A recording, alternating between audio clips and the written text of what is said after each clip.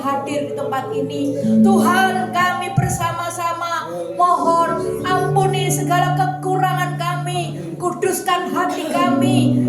Tuhan, kuduskan juga pikiran kami, karena kami Tuhan rindu akan mendengarkan firman-Mu. Mari Roh Kudus, Engkau hadir di tempat ini, Engkau ada di dalam hati kami, Engkau akan membuat kami satu dengan yang lain ya Tuhan. Engkau penuhkan Roh Kudus-Mu dalam kehidupan kami dan ikat kami dengan kuasa Roh Kudus-Mu, supaya Tuhan, oh haleluya, malam ini, sore ini Tuhan, kami boleh mendengarkan firman-Mu. Dan Tuhan, pada saat ini juga kami bersama-sama meletakkan segala beban yang kami bawa dari rumah. Dalam nama Tuhan Yesus, kami lepaskan beban kami sore ini di sini Tuhan. Dan kami rindu sebentar pulang Tuhan. Kami tidak akan bawa beban kami kembali, tetapi kami akan mendapatkan satu kekuatan, mendapatkan kemenangan demi kemenangan seperti janji firman-Mu. Kami akan Kau jadikan kepala bukan ekor. Dan Tuhan, biarlah Tuhan, nama Tuhan dipermuliakan melalui kehidupan kami bersama Bapak Gembala di tempat ini. Terima kasih Bapak, terima kasih Tuhan, terima kasih Roh Kudus. Kami serahkan semua doa kami ke dalam tangan-Mu. Dalam nama Tuhan Yesus kami sudah berdoa. Haleluya. Amin. Puji Tuhan. Silakan duduk. Ada puji Tuhan untuk Tuhan. Puji Tuhan. Amin. Puji Tuhan. Semangat ya saudara. Saya lihat tadi ada beberapa kesaksian. Saya mengucap syukur. Kenapa saudara? Sampai putih rambutmu, aku tetap menggendong kamu. Itu kata firman Tuhan. Saudara, saya kembali lagi ke sini. Saya sudah tahu semua ya nama saya. Ada yang belum tahu? Saya baik-baik saya ulangi. Nama saya mau nama panjang apa nama pendek? Nama saya yang panjang Susana, ada belakangnya Nyotora Harjo. Nah itu sudah panjang ya. Nah, panggilan sehari-harinya biasanya Bu Ana atau Bu Susan juga boleh. Nah seperti itu. Dan background saya dari mulai saya muda sampai sekarang saya tidak punya gelar, tidak punya SS, itu tidak punya. Baru sekarang ini saya masuk STT. Tapi katanya Tuhan bahwa segala sesuatu itu tidak ada yang terlambat kalau mau, itu kan saudara. Sebenarnya saya juga tidak kepingin masuk, cuma anak saya ini Pak Ipan ini ya. Oh ya saya hari-hari, ayo mama harus masuk STT. Apa saya, mama ini tidak kedaluarsa ya. Katanya anak saya, bagi Tuhan itu tidak ada kedaluarsa. Demikian juga saudara ya. Kalau saya mau maju, saya tambah muda, tapi saya merasa tidak kedaluarsa, berarti saudara yang seumur dengan saya juga sama tidak akan kedaluarsa. Kita akan sama-sama belajar firman Tuhan ya saudara. Sesuai hari ini adalah hari kemerdekaan, maka Tuhan itu akan memberikan satu hal supaya kita ini merdeka. Selain merdeka, kalau sudah dimerdekakan Tuhan, kamu mau minta apa? Mintalah sama Tuhan. Dan saudara, kalau Tuhan itu yang ngomong, kamu minta apa? Mintalah. Itu pegang kata-katanya Tuhan. Jangan kalau misalnya saya atau Pastor Yafet Suyono ngomong, saudara mau minta apa? Wah ini agak bingung ini saudara, mau dipegang bagaimana ini? Tapi kalau permintaan dari Pastor Suyono ataupun dari saya, itu kami ini membawa namanya Tuhan Yesus, boleh saudara-saudara minta. Nah seperti itu ya. Oke saudara, kita akan buka sama-sama Lukas pasal yang kelima.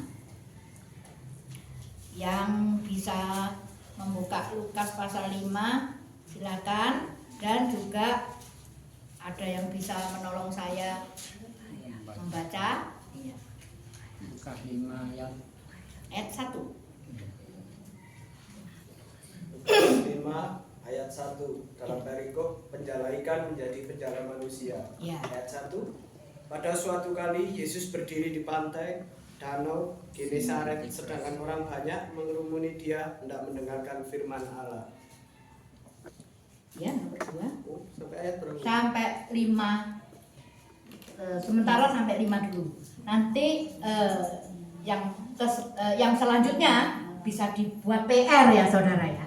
Buat PR. Oke, silakan. Ayat 2. Ia melihat dua perahu itu di tepi pantai, nelayan-nelayannya telah turun dan sedang membasuh jalannya. 3. Ia naik ke dalam salah satu perahu itu, yaitu perahu Simon, dan menyuruh dia supaya menolakkan perahunya sedikit jauh dari pantai. Lalu ia duduk dan mengajar orang banyak dari atas perahu. Ayat 4. Ya. Setelah selesai berbicara, ia berkata kepada Simon, bertolaklah ke tempat yang dalam dan tebarkanlah jalamu untuk menangkap ikan. Ayat 5. Simon menjawab, Guru, telah sepanjang malam kami bekerja keras dan kami tidak menangkap apa-apa. Tetapi engkau menyuruhnya, aku akan menebar jala juga. Amin. Jadi saudara, pada waktu itu Tuhan Yesus berada di tepi pantai namanya Genesaret. Kemudian dia melihat ada itu perahu di mana nelayannya sedang Sedang apa tadi dikatakan di situ? Sedang membersihkan jala. Tahu jala ya saudara ya? Jaring buat jaring ikan.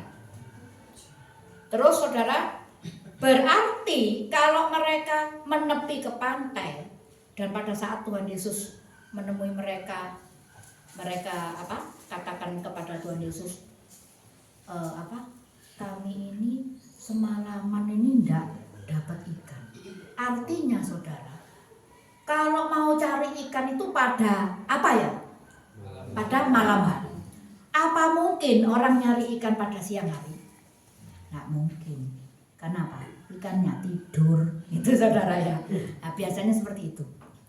Bukan ya istilah ini bergurau bercanda ya saudara. Ya nggak akan tidur. Jadi maksudnya kalau saudara berangkat kesiangan nggak akan dapat ikan.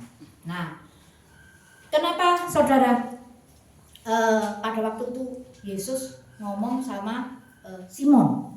Sebenarnya Simon ini diberi nama sama Tuhan Yesus Petrus, Kefas, ya, diberi nama Kefas atau Petrus. Nah, kemudian pada waktu itu biasanya kalau Tuhan Yesus itu berada di pantai, biasanya itu kalau kelihatan 1-2 orang, aduh nanti banyak orang akan berkumpul mengelilingi Tuhan Yesus, datang kepada Tuhan Yesus. Mengapa? Mereka ingin mendengarkan firman Tuhan. Nah, demikian pada saat itu Tuhan milih salah satu kapal dari nelayan ini, yaitu kapalnya Simon. Ayo, aku numpang ya di kapalmu. Yuk kita ke mentolakkan kapalmu ke tengah, kata Tuhan. Cari tempat yang agak lebih dalam seperti itu. Nah, karena nelayan pasti ngerti ya saudara ya. Terus sudah waktu itu banyak orang berkumpul dan Tuhan mengajar. Selesai mengajar, Tuhan bilang, ayo sekarang kita berangkat lebih jauh lagi ke tengah lagi. Karena apa? Tuhan bilang, tebarkan jalamu. Dalam hati sebenarnya Petrus atau Simon ini ya heran, gumun ya saudara. Loh, Tuhan ini keliru apa enggak? Cuma enggak diutarakan saudara dalam hati. Lah siang gini loh kok mau tebarkan jala. Tapi apa jawabnya Simon Petrus? Dia sudah tidak memperdulikan perdebatan yang ada di dalam hatinya. Pokoknya dia hajar aja ya, langsung ngomong aja sama Tuhan. Tuhan, karena Engkau yang menyuruh, bagaimana tadi katanya? Maka aku tebarkan jalanku. Karena apa? Tuhan yang menyuruh. Nah, semalam tidak dapat ikan, itu bagaikan para nelayan ini berada dalam kondisi yang tidak merdeka. Kenapa saya katakan tidak merdeka? Tidak dapat uang saudara.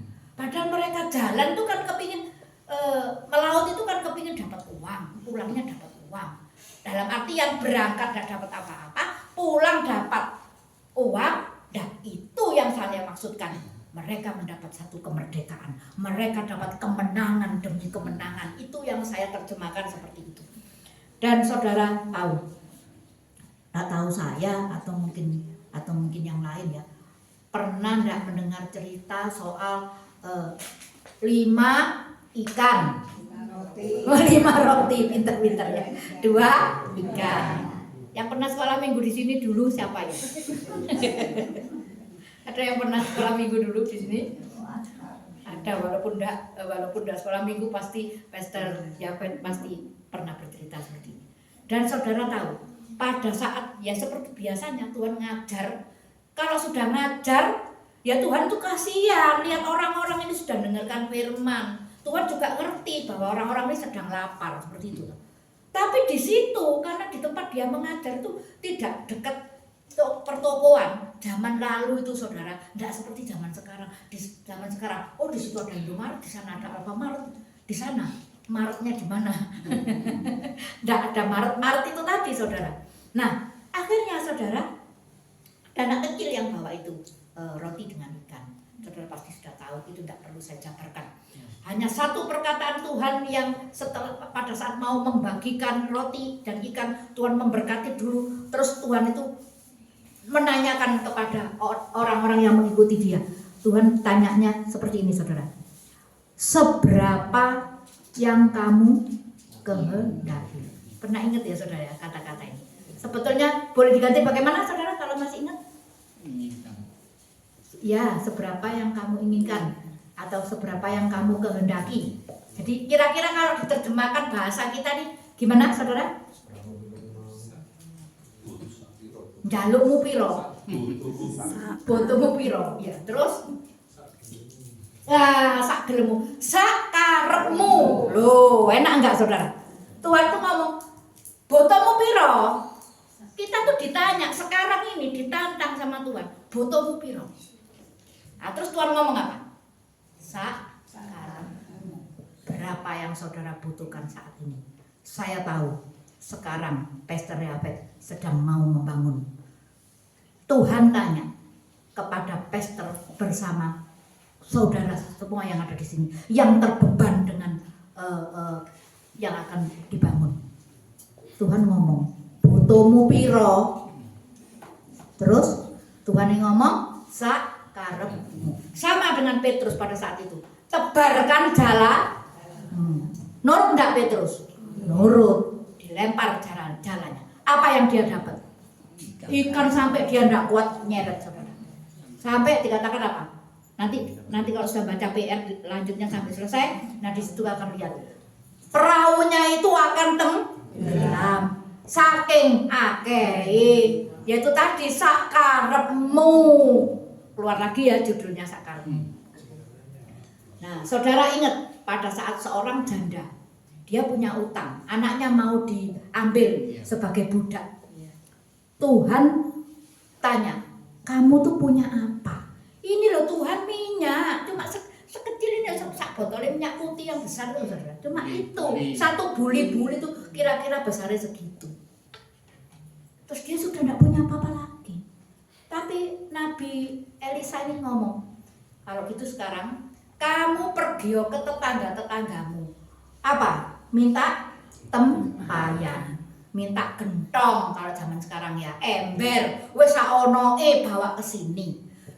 Nabi ini ngomong bagaimana kepada janda ini?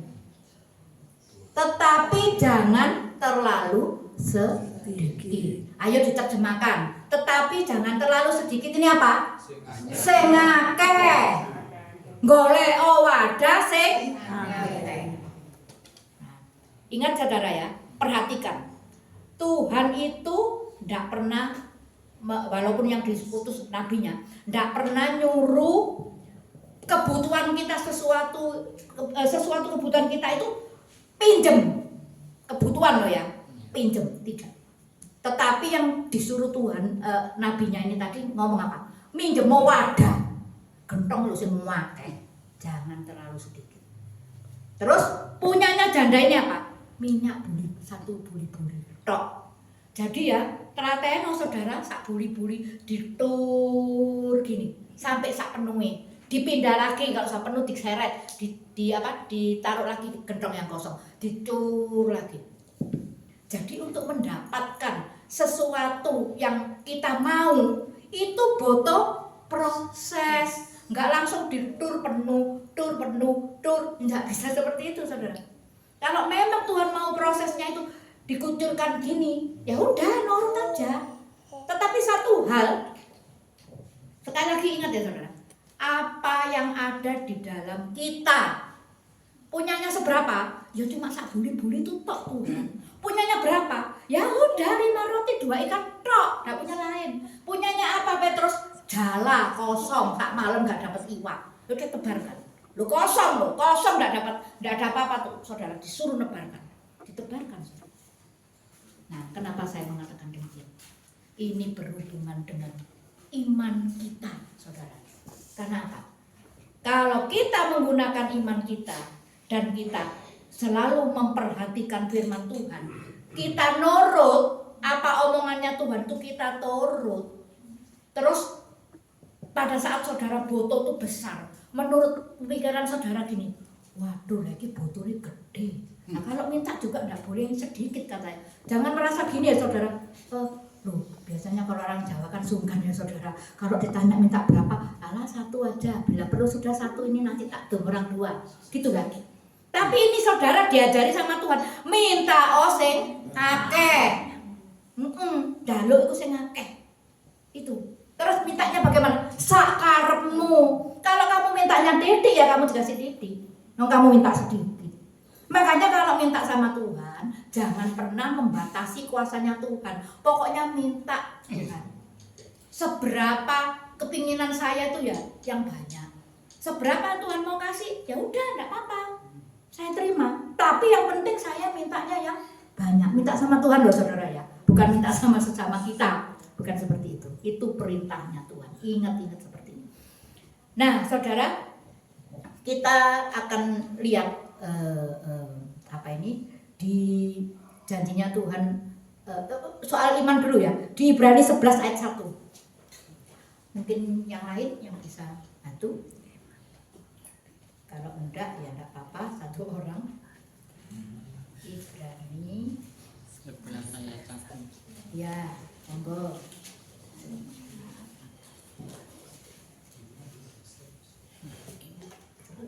Ibrani 11 ayat 1, firman Tuhan mengatakan demikian, iman adalah dasar dari segala sesuatu yang kita harapkan dan bukti dari segala sesuatu yang tidak kita lihat. Segala sesuatu yang kita harapkan dan bukti dari segala sesuatu yang apa? Lagi-lagi bagaimana? Yang tidak kita lihat. Sekarang sudah melihat uang pembangunan di sini? Belum. Tetapi kalian bersama saya, bersama pastor, kalian punya iman enggak? Bahwa uang itu nanti akan ada. Amin. Caranya bagaimana? Nah ini kan enggak real, ngomong toh. Nah, terus caranya bagaimana? Ya caranya seberapa yang sekarang saudara punya itu, coba mulai dijalankan, mulai bergerak, bangun. Jangan punya pikiran gini, loh Bu, sekarang saya jalan bangun. Lah nanti kalau di tengah jalan kurang, duitnya sopo. Lah, enggak jadi saudara kalau sudah punya pikiran gini. Kan namanya iman. Iman itu harus jalan. Kalau tidak dijalankan, tidak akan ada apa yang terjadi. Contoh saudara, satu hal. Saya pernah ada satu teman ya ngomong sama saya seperti ini. Bu, kontrakanku ki mau habis Bu. Ya terus aku ki gak duit Bu. Ya lalu terus ya apa Bu? Gini ya, kamu tak kasih tahu. Saya memberitahu nih karena saya sudah pernah ngalami. Kalau saya tidak ngalami dan saya tidak baca firman-Nya Tuhan, saya tidak berani ngomong. Karena apa? Yang tak omongkan ini adalah saya nirukan firman-Nya Tuhan. Bukan omongan saya. Kalau omongan saya, pas sudah dapat rumah kontrak, saya tidak megang duit, terus saya ngomong apa? Loh iya, aku gak duit-duit. Enteng saudara kalau tinggal ngomong gitu. Iya, saya praktekkan apa yang saya sudah lakukan. Saya bilang ke orang ini, saiki kamu cari rumah kontrak boleh. Kalau menurut aku iman itu harus yang gede, ya toh? Kan Tuhan ngajarin gede. Cari rumah juga yang dijual. Dia gini, bu, duit kontrak gak ono, tuku omah. Loh, ya toh? Sepanjang pemikiranmu seperti ini, ya ndak bisa kamu dapat. Karena apa? Ilmunya Tuhan itu kalau ada kebimbangan dan keraguan, ndak dapat apa-apa. Siapa yang bimbang dengan janji Tuhan, ndak akan dapat apa. Sekarang wes ta, pokoknya kamu nyari. Lah duit loh. Saya bilang gini ya, tak ceritain lagi. Kamu pada saat cari itu, kamu butuh uang apa enggak? Enggak. Lah sudah dapat Bu, ya wis tak dolek dhisik, mlaku wae dorong kok tuwakon ae sing akeh gitu loh. Tinggal kamu sekarang berani enggak? Kalau kamu berani, Tuhan akan nyatakan. Dia bingung saudara. Terus, wes nek tak tuturi wis budalo, aku dinuturi pakai firman-Nya Tuhan. Saya ini sudah ngalami, saya jalan sama suami saya masuk keluar kampung nyari rumah kontrakan, tapi sama lihat rumah yang dijual. Oh ini sekian tak cateti. Uangnya apa saya punya? Nggak ada, saudara nggak megang. Tetapi Tuhan itu membuat apa apa yang sudah saya pegang itu dengan caranya Tuhan, dengan kuasa Tuhan itu dijangkepi saudara. Seperti yaitu tadi permintaan yang sakarmu itu tadi. Nah itu maksudnya Tuhan seperti itu. Dan akhirnya saudara tahu, anak ini dapat saudara rumah kontrak. Wah dredeg dia. Ya, karena kan ya ditelepon toh. Oh iya mas ini harganya sekian gitu kan. Terus telepon, loh bu tenang toh. Saiki aku ditelepon sama orangnya. Jangan takut. Kalau kamu sudah jalan, kamu memang betul tidak punya uang, di situ nanti Tuhan akan mengatakan. Caranya ya apa? Aku nggak tahu, tapi aku percaya kamu pasti dapat uang. Terus sudah sore lagi saudara, telepon lagi, saking dredegnya. Terus akhirnya saya bilang gini, sudah gini ya, supaya kamu ayo, kamu 1 bulan bisa kasih uang berapa? Bisa menyediakan uang berapa? 1 juta bu, ya wis tawar. Loh bu, iki rumahnya Abri. Loh, rumane Abri masih rumane sapa Pak Jokowi. Ya gak apa-apa kamu tawar, orang nawar rumah kok gak boleh. Aku gawani nawar, Bu. Ya kene, mana nomornya? Tak tawar no. Belum sampai saya nawar saudara, istrinya datang ke rumah. Dia mau pinjam mobil.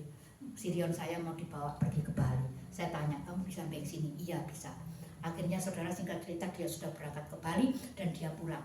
Apa yang Tuhan perbuat saudara? Dari Bali dia belum ngomong sama saya, tapi dia telepon, mobilnya sudah kembalikan, dia telepon, Bu, ini mobil 1 tak buat usum-usum boyongan, packing barang. Oh saya sudah puji Tuhan, aman hari ini berarti. Tapi saya tidak ngurus, kamu dapat uang dari mana, saya tidak ngurus. Akhirnya saudara tahu, dia tuh ngomong sendiri. Aku tuh pergi Bali Bu, aku pulang bawa uang 5 juta. Loh saudara, tahu caranya Tuhan. Bukan hanya seperti ini, banyak caranya Tuhan tuh banyak. Terus ada lagi saudara yang mau kontrak, sudah dapat rumah kontraknya. Terus dia punya uang sak bulan dong, karena 6 juta, ya toh punyanya cuma 500. Saya bilang pergi ke orangnya, ngomong, Pak, Bu, saya nggak punya uang 6 juta. Terus kalau saya bayar bulanan boleh atau enggak? Boleh saudara. Tahu ya caranya Tuhan bekerja. Jadi macam-macam. Tapi jangan kuasa Tuhan itu saudara batasi. Mungkin Pak Ivan pernah saksikan ya. Tuhan rumah elek di belakangnya orang gak popong kok tak dandan. Lah ini namanya membatasi kuasa Tuhan. Oke, sudah paham ya sampai sini. Nah sekarang bagaimana untuk kita? Nah, ini saya himbau, mohon maaf Pak ya buat ngelancangi ya. Seberapa yang saudara punya uang, kumpulkan. Saya ya apa bohong harganya ku berapa puluh juta. Uang saya ini loh cuma nek 5.000. Ndak apa-apa saudara 5.000 kumpulkan. Loh Bu 5.000. Lah terus aku lek gak blonjo, paling mek karek 1.000. Kumpulkan 1.000. Mek 2.000 Bu, 2.000 kumpulkan, 5.000 kumpulkan, 500 kumpulkan 500. Doain di sini. Sambil kita katakan kepada Tuhan, Tuhan, ini yang hamba punya. Selebihnya bagaimana? Urusannya Tuhan. Terus kita harus bagaimana? Ayo jalan, sudah manggil tukang langsung. Berani enggak? Saya mendukung saudara dalam doa. Dan saya juga mempersatukan iman saya. Bukan hanya saat ini, pada saat Pastor Yafet bercerita dia mau menyelesaikan kap dari gereja. Di saat orang bercerita itu, biasanya saya selalu membawa cerita itu kepada Tuhan. Sama dengan ini yang tadi saya ceritakan, tidak punya uang dapat 5 juta dan lucu tidak pakai ditawar, yang punya rumah itu hubung-hubungi sendiri saudara. Tahu sampai hari ini apa yang Tuhan perbuat? Dia bisa beli rumah. Dari mana Bu uangnya? Saya ya tidak tahu. Pokoknya katanya diberikan majikannya, nanti dia nyicil. Itu ya cara Tuhan. Jadi ingat, jangan membatasi dengan kata apa-apa terhadap Tuhan. Pokoknya minta ya kok, sengake Tuhan. Untuk apa? Ini loh Tuhan betul no rumah. Terus, nah nanti kalau di tengah jalan, lah sudah kayak gini, ya sudah saudara, ambiar, burung, itu saudara. Jangan pernah ada kepikiran waduh nanti kayak gini. Mulai jalan. Nanti pada saat kita jalan, mulai bergerak, manggil tukang dan sebagainya, di situ nanti Tuhan buka jalan. Saya pernah dengar ada satu gereja lumayan besar, saudara. Mereka juga tidak punya uang ready di tangan, ratusan juta atau berapa mungkin ya saudara. Loh itu loh, jalan dulu bisa saudara. Itu yang ingin saya sampaikan pada saat ini. Kenapa? Ada lagi janji yang bisa saudara pegang. Kita lihat lagi di Filipi 4 ayat 19. Filipi 4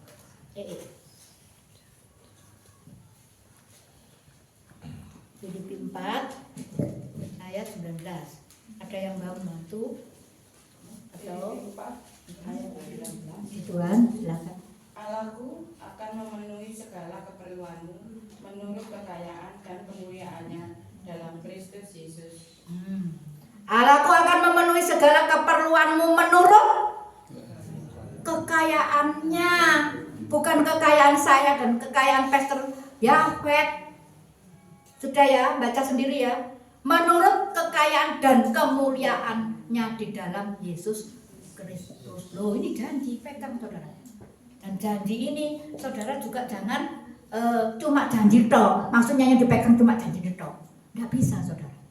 Kalau Tuhan bilang, berikanlah persembahan persepuluhanmu ke dalam rumah Tuhan. Loh, ya apa Tuhan? Nggak cukup Tuhan. Wong ini ndak diperpuluhan, ndak cukup saudara Tuhan. Tapi kalau saudara berani memberikan perpuluhan ke rumah Tuhan, jangan bilang lu lak kenan pendeta nih. Dia ndak kerja, aku sing nyambut gawe, sing nampani duite pendeta nih. Bukan loh Tuhan, saudara ya. Sebenarnya hamba Tuhan itu adalah wakil Tuhan yang ditetapkan Tuhan.